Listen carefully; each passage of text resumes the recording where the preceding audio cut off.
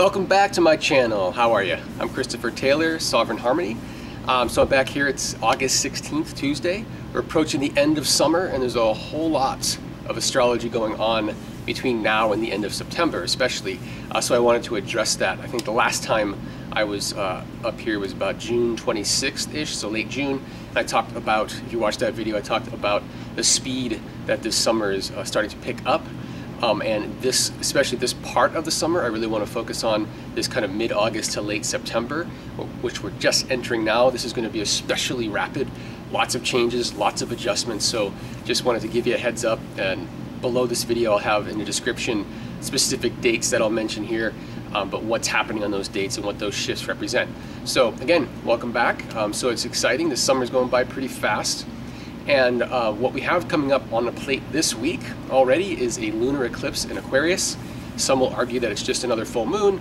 It's not close enough, or there's not enough of a shadow being cast for it to be considered an eclipse, but it all depends on how you see the math. So it's a matter of interpretation.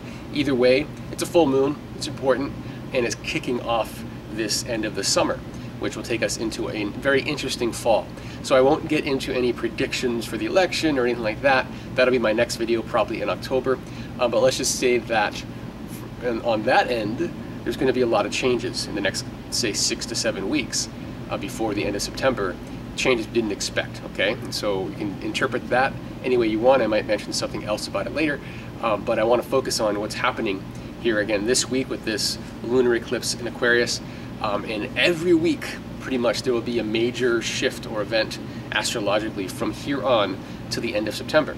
And so I'll give you the brief rundown now, and then we'll kind of go one by one. So what's happening this week, again, lunar eclipse in Aquarius, and that lunar eclipse is going to be part of a yod formation. And so Jupiter will be involved in this. So Jupiter will be the apex point of the yod. And so I'll explain that in just a minute. So it's going to be activating Uranus and Jupiter a little bit, this one here. Next week, what we have is really a pretty big event as well. Mars will finish its shadow. So if you watched my previous videos about Mars retrograde, all the way back to February, Mars entered its shadow. It was retrograde from mid-April till the late June. And now that Mars is direct, it's also back in Sagittarius. It's going to finish up that zone on August 22nd. So that's next week, just about 6 days from now. And just 2 days after it completes its shadow, it's going to join Saturn. So Mars and Saturn will be conjunct. It's a pretty big event next week on the 24th. Okay, and so, but there'll be an orb considered together or conjunct for several days. So pretty much all next week, we'll have that energy of Mars-Saturn. And it's really interesting, and I'll get into more detail about that later. And so after that happens, the week after that, on August 30th, Mercury goes retrograde. So for about 3 weeks, Mercury will retrograde. It starts on August 30th, and it's going to retrograde entirely in the sign of Virgo, which is really interesting for lots of adjustments, okay? And we'll get into the details in that in a minute. And a couple days after that, there's going to be on September 1st, a solar eclipse in Virgo. So Mercury retrogrades in Virgo, then 2 days later, on September 1st, there'll be a solar eclipse in Virgo. And this is going to be a very powerful eclipse. Very powerful. It's going to activate the ongoing Saturn-Neptune square that I've talked about in these videos. So Saturn in Sagittarius, Neptune in Pisces, and we'll have this solar eclipse in Virgo. So all mutable signs creating a T-square. In addition to that, Pluto will be part of this picture, and Mars will be actually with Saturn still technically. So that's going to be a big part of that activation of Saturn and Neptune. And then a week later, so again, it's like every week. A week later, on September 9th, Jupiter is going to enter Libra. And so Jupiter takes 12 years to go around the zodiac. So it's once every 12 years that it's in any sign, and it typically stays for about a year. We've had Jupiter in Virgo since midsummer of last year, 2015. But it's going to finish up Virgo, and it's finishing up Virgo right as we have a solar eclipse in Virgo. So there's a sense of completion and new beginnings with all things Virgo, especially with the Mercury retrograde in Virgo as well. So we'll get into that. So on the 9th, Jupiter enters Libra, and so it's going to be in Libra for about a year, so until late next summer. Probably, I think it's September of next year, actually. And just a day after that will be the final Saturn-Neptune square. So Saturn and Neptune first squared each other in late November, early December of 2015. They squared each other again in June of 2016, and the final square will happen here in September. So just a day after Jupiter enters Libra. And so that's also going to be activated by the solar eclipse on the 1st. So it's a sense of whatever has been brewing and developing, coming to its culmination, coming to its finishing point, and the results kind of showing it themselves. A week after that, so that's on the 10th, a week after that, roughly on the 16th of September, we have another lunar eclipse. This one will be in Pisces.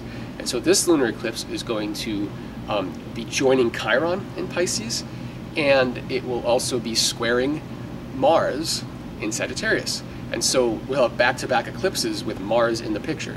They'll both be squaring Mars, the September 1st and September 16th, because Mars will be on the move. It's almost like it's wanting to catch up to the next eclipse to be squaring that one as well. And so we'll talk about the repercussions of that. Then about a week after the 16th, on the 21st of September, Mercury is going to go direct. So 21st, 22nd, depending on where you are in the world, Mercury turns direct, and then within hours of that will be the equinox. And so that's when, you know, the sun and the darkness are equal, and we're kind of transitioning into that darker period. And then a week after that, there'll be a new moon in Libra, which I wouldn't normally talk about, but because Jupiter is going to be fresh in Libra, that new moon is really the kickoff point for Jupiter in Libra. So really, and that'll be September 30th. And so really this period from now, here in mid-August to the very end of September, is very active for shifting us into new gears. So just to go over each one kind of one by one. So this week, with the lunar eclipse in Aquarius, that'll be on the 18th, that eclipse, actually, it's going to, the moon will sextile Uranus, and it'll be part of a yod where Uranus is forming a quincunx to Jupiter, and the moon will also be forming that quincunx to Jupiter as well. So what we end up getting is this yod formation that's kind of activating everything to do with individuality. And so it's kind of a culmination of coming into our own and doing things differently, and having the way we do things differently be the way to do things. And because it apexes at Jupiter in Virgo, there's a real sense of coming up with ways to tangibly work with our unique authenticity in some form. So coming up with an epiphany perhaps this week, or in the weeks following this eclipse, where we're kind of saying, well, here's what I want to do, how do I make that real, how do I make that tangible, and kind of getting epiphanies about, whoa, here's something I can do, here's something else I can do. So tangible things that we can actually work with to get our authentic nature out there in the world. And so that's a big part of what this eclipse is all about. And then what happens next week, again, we have Saturn and Mars will be meeting up at about 9 degrees Sagittarius. And this is kind of a long time coming kind of aspect, because last year, if you remember from my videos in 2015, Saturn was retrograding from the early part of Sagittarius back into Scorpio, and there was kind of this finishing up, getting through our stuff, our darkness, and integrating our darkness kind of a phase in 2015, most of that year. And then Mars went ahead and retrograded here February to June over that same area, so that same part of late Scorpio, early Sagittarius. And so with that, there's kind of almost like the Saturn had to go over that area of the chart, and then Mars had to go over that area of the chart. And now with Saturn just moving direct here just a few days ago on the 13th of August, so Saturn is now direct at 9 degrees Sagittarius, and Mars pretty much started its retrograde back in April at 9 degrees Sagittarius. So there's a real sense of that point being significant. And so we've been working on what this Mars-Saturn infusion is for about a year or more. So going back to early to mid 2015 is when this started. And so it's kind of like all this work we've been doing last year and all of this year culminating to this point. And it's culminating to this point just as we're kind of getting epiphanies about what kind of work we can produce, what kind of things we can do to be in our unique self. And so that's a lot of what this has to do with. And so it's kind of forcing us to tangibly go beyond our boundaries in a very, again, concrete way. So, you know, Sagittarius is an energy of going beyond what is known, going beyond our comfort zones in a way.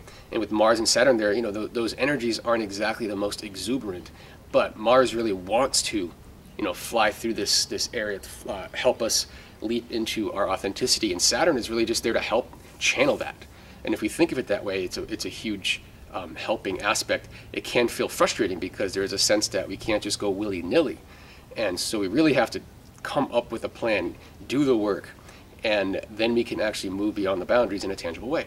And so that's what the Saturn in Mars aspect is here next week around the 24th of August.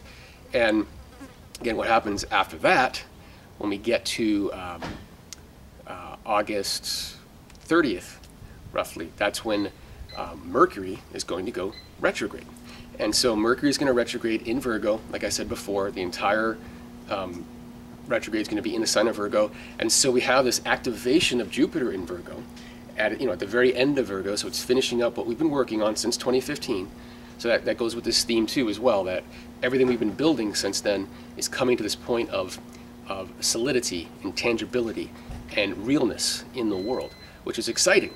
Now we can get our hands dirty in a sense with all of our ideas. So all the ideas that have been in a hopper, etc. And so this retrograde is really just reorganizing our lives to make that happen. And so we might have like an idea for something that will then require us to focus on that and train for that or whatever it is. And so we're going to have to make some adjustments to make sure that we're focused on producing that and focused on creating opportunities to provide it or whatever it is for us. And so that Mercury retrograde period from August 30th to September 22nd will be a lot about that. And again, 2 days after it goes retrograde, we will have a solar eclipse in Virgo, September 1st. And that is going to oppose Neptune in Pisces, and it's going to square that Saturn and Mars conjunction in Sagittarius. And Pluto will also be in Capricorn in a nice trine to this solar eclipse. So that's really a helpful hint as far as what we're launching. So again, this is in Virgo, and it is what we're launching our new work. We're launching this work that has to do with who we are in the world. And the Neptune-Saturn square that this is activating has been all about, since late 2015, all about making our dreams a tangible reality. And so this theme has been going on for over a year. And this is just announcing that it's time. And with Pluto there in Capricorn, it's basically like this support. It's like this sense of energy of support. So we say, yes, we're initiating this, this is happening. And then all of a sudden, the right people in the right situations come to make sure it happens. It's that kind of a flowing energy where we have to make the decision. And once we do, the universe says, all right, here you go. And so we've been building for months and months. And this is the time. Literally, this late summer into the fall here in 2016 is the time. There's no more procrastinating. It's time to get to work, which is daunting on one hand, but when we can actually put something together because we have the resources, the people, the ideas, everything has come together, it's just a matter of initiating it and just a matter of committing to it. And so that's what this solar eclipse September 1st is all about, is launching it so that it's actually going to happen. And since this is closing up the Saturn-Neptune square, it really is representing that it's, okay, we've done the homework. We have figured out, what we need to eliminate to make our reality. I mean, also what we can incorporate so that our dreams can become real. And it's with Saturn and Mars there, where it's basically saying it is going to take work. It's going to take work, but we have everything we need to do what we need to do. And so it's just signifying this time as when to go. So if we're wondering, when is the right time? When is the right time? This is it.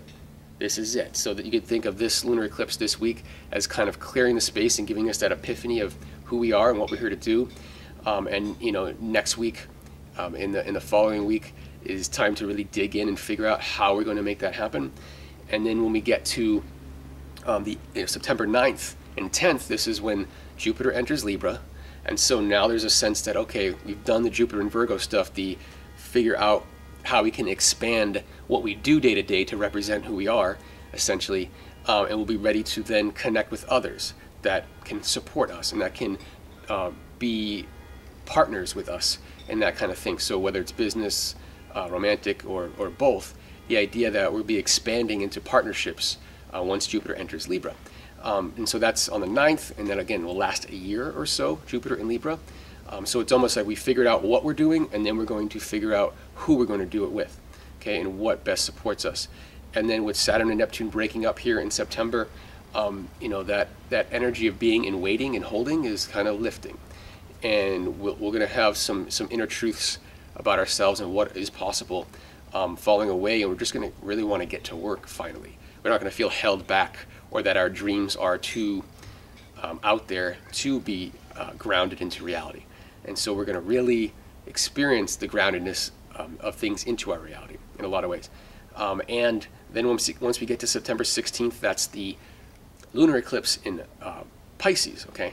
And so this is going to be conjunct Chiron and squaring Mars in Sagittarius.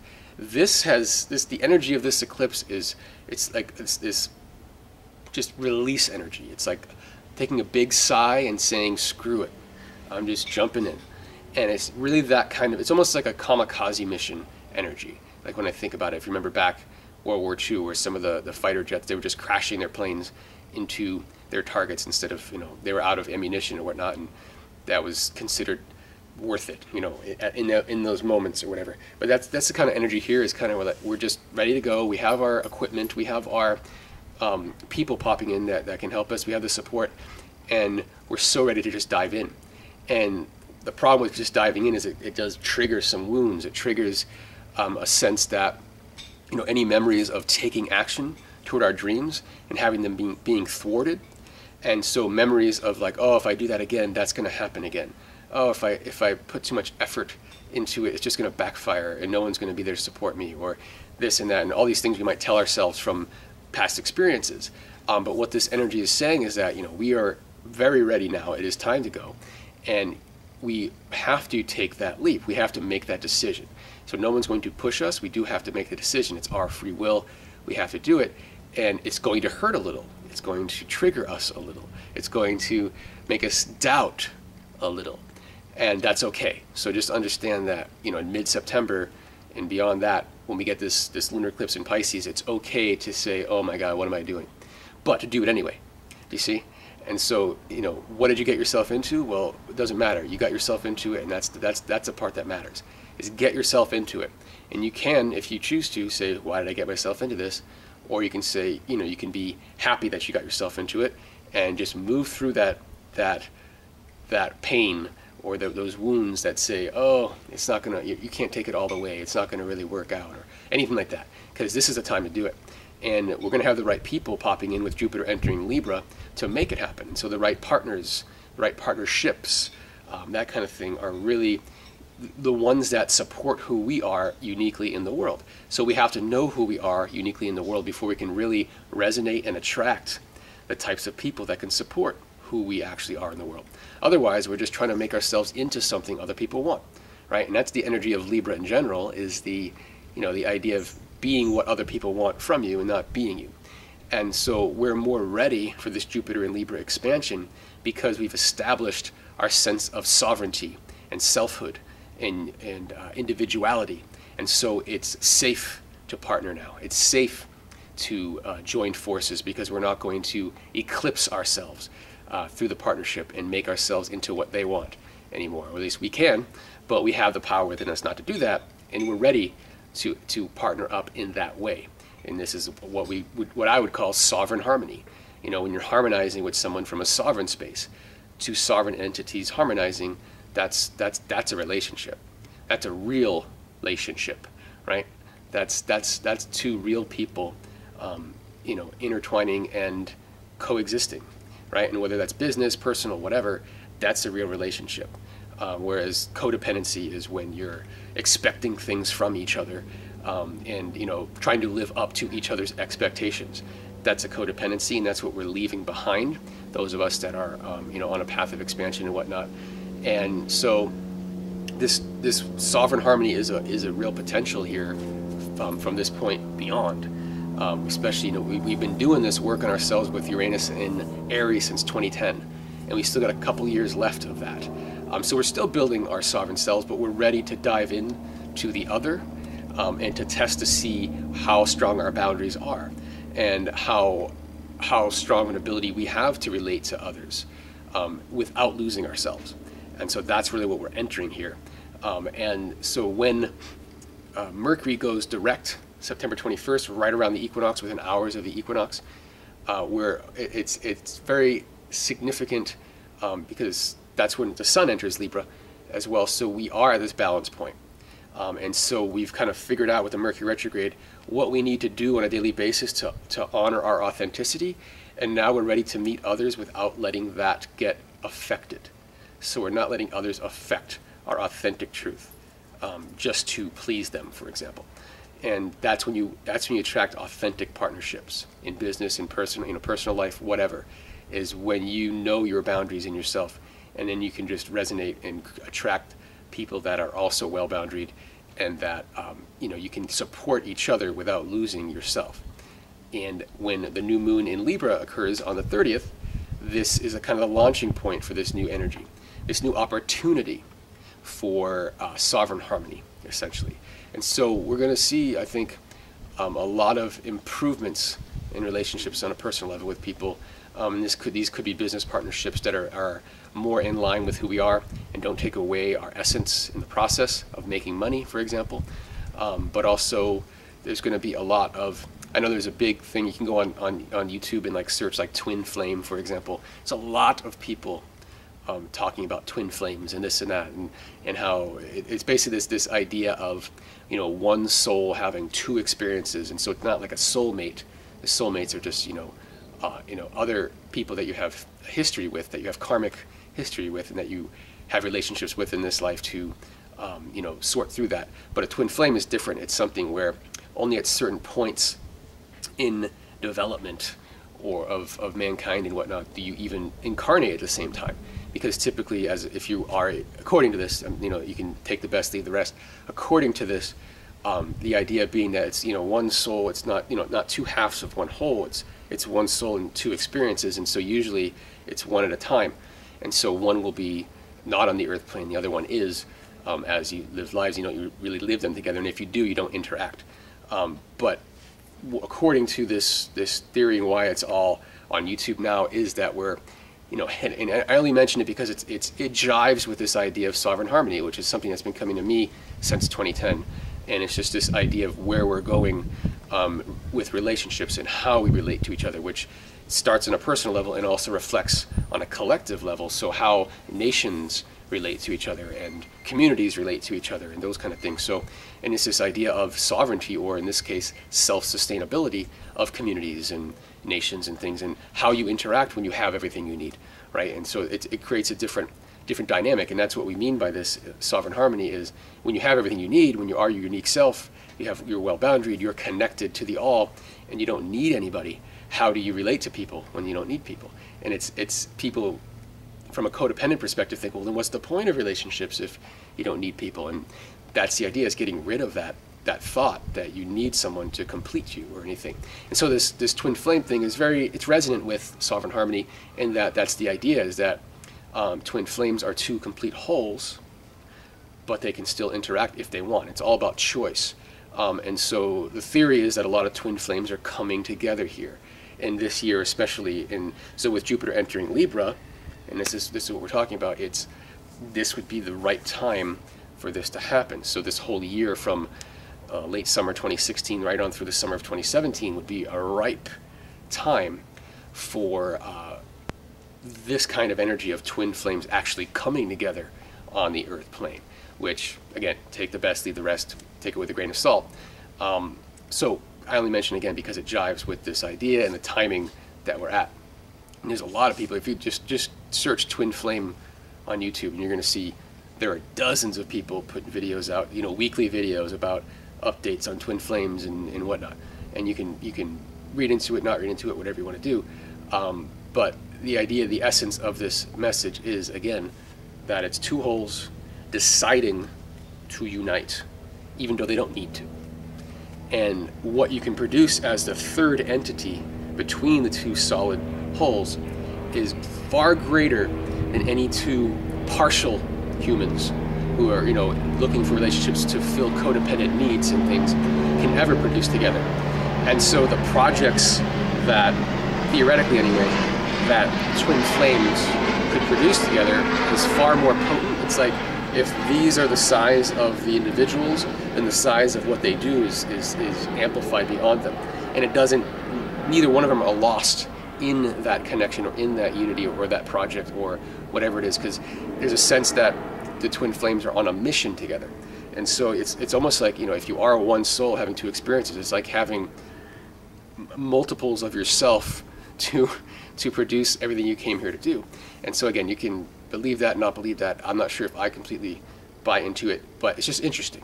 It's interesting, and that's why I'm bringing it up, because it very much relates to this transition here, and over these next few weeks, and what the next year is going to bring with improved relationships, improved relations between entities of any kind. And so if ever there was a time for twin flame entities, which are again two sovereign wholes choosing to come together for whatever mission or project they have to do in this world, and this would be a ripe time to do it. And so, you know, and if you listen to these videos and whatnot, the idea being that some twin flames aren't, you know, necessarily here to become partners, as far as what we consider, you know, like marriage partners or things like that. In some cases, they're just meant to be business partners, or they're just meant to meet, exchange, and then kind of go off on their own specific missions and that kind of thing. But there are, and I think that's the history of twin flames, is how they've interacted, and that's a possibility still here. But the notion that we're getting from people that are getting this information and posting it is that this time actually there's going to be some intention to unite on all levels. And so that can mean like what we see in the world now as traditionally known as, you know, marriages and producing projects together. And some of those projects are children. You know, those are the creative projects, etc. And that can be or cannot be part of it. Again, it's all choice. And that's the beauty of sovereign harmony and this twin flame idea, is that it's all choice. So there's no script to follow. So just because you know, have entered each other's space doesn't mean you have to do anything or prescribe to any actions like, oh, well, now we have to be together, or now we have to have kids. Like a lot of people enter relationships, they get into their mid to late 20s and they just get married and have a kid, you know, and that's just following the script. And what's happening now is that doesn't have to be part of this kind of picture, but it can be. It's all choice. So anyway, that's a little side note that I just didn't even expect to talk about when I sat down, but we kind of went into that, so that's fine. And we'll probably have more to say about that in October when I come back, and at that point I want to talk about the election. I want to talk about that. I think with the energies that we're seeing and this idea of coming into authenticity and doing, you know, getting our lives arranged and in order to do the work that would reflect who we are and give us an opportunity to express and work on that. When it comes to the election, I think there is, going along with the energy, there's going to be some changes that we don't expect over the next several weeks. You know, and this is speculation, this is just me, I don't know if it's going to happen, but like I see the whole, everyone thinks it's going to be Trump versus Hillary, and that's just the way it is. I still think there's something is going to slip that up. One idea that's coming to me that may or may not be true is that perhaps one or both of them may either drop out or be kicked out. And that might leave the vice presidents as the new candidates running, you know, that, or something like that. Especially like, I mean, even Trump has even alluded to the idea of allowing his vice president to run the country. And so it might be the case where his ego is getting hit pretty hard, and if he sees the polls and realizes, like, you know, maybe his numbers, he's not going to win, he might want to drop out rather than lose. You know, drop out on his own. You know, he's a more business minded, and he's got a strong ego, and he might be tempted to leave a race he knows he's going to lose just so he doesn't lose, right? That could happen. Also, the whole idea of Hillary and the indictments and things like that. Who knows? Maybe something happens here, especially in September. I think September is going to be a very revealing month when it comes to the truths coming out. And not that we haven't had a whole bunch of stuff coming out, but we're really going to see the culmination of this. Because again, this energy all started, this Neptune-Saturn energy started in November of last year. And so this entire race toward the election has been about releasing stuff. And we're going to get hit with the biggest fury of truths here in September. And so it's going to just be a shit show. It will continue, and it will get crazier, and it will get nuttier. And like that's what I mean is by the time you get to November, I don't know what the ballots are going to look like. It's just going to get kind of weird and crazy. But anyway, that's just speculation. And we'll see how things have progressed when we get to October. So again, thank you for joining me. I will be back again in a couple months or so, maybe a little bit less. And enjoy this wave as it comes through. It's time to make those adjustments. It's time to be who we are. It's time to do the work it takes to support who we are, and not just do what others need from us, essentially.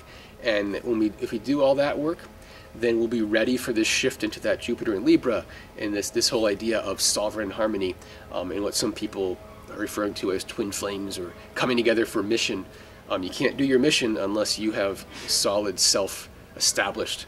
You can't do your mission with other people unless yourself is solidly established, or else you get lost in them. And so this has been the importance of the last several years, establishing that. And now we know who we are, and we're ready to just do the work we're here to do, and to join with the people to do it with, from a safe, sovereign, collected place. So thanks again, and we will see you next time. Bye-bye.